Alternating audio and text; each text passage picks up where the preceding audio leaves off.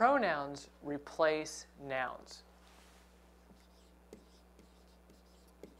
This sentence says, Dad is at his office.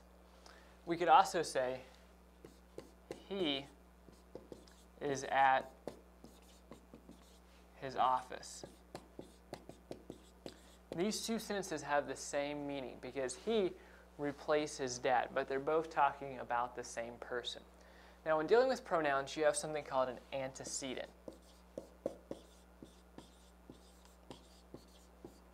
An antecedent is the noun that a pronoun replaces.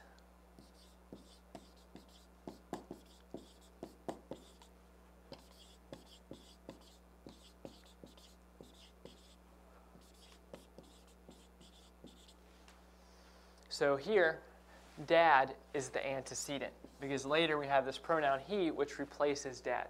Now there are many pronouns, so I'm going to go ahead and list most of those. I, you, he, she, it, we, they, me, you, him, her, it, us, them, my, your, his, her, its, our, their, mine, yours, his, hers, ours, theirs, myself, herself, ourselves, and himself. So those are a list of pronouns that you're probably pretty familiar with. So notice here, his is also a pronoun.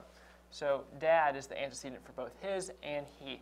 Now, why do we use antecedents? Why don't we just always use that noun?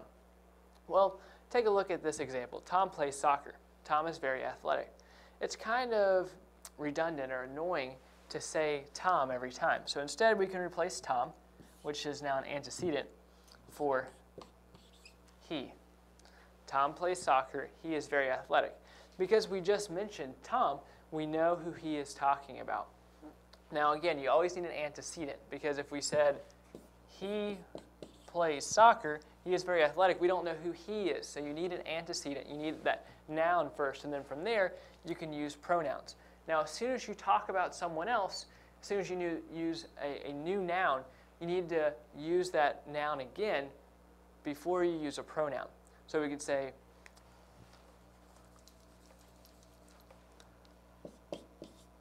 Tom plays soccer.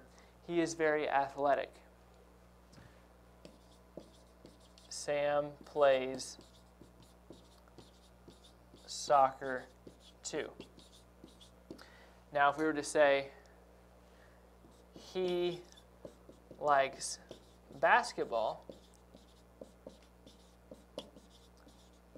then who would he stand for? He right here is is a pronoun.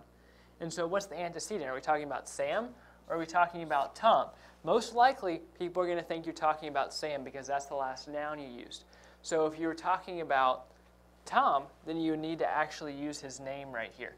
So pronouns only work as long as there is only one noun in the picture. As soon as you use a new noun, you need to use that old noun again before you can use an antecedent.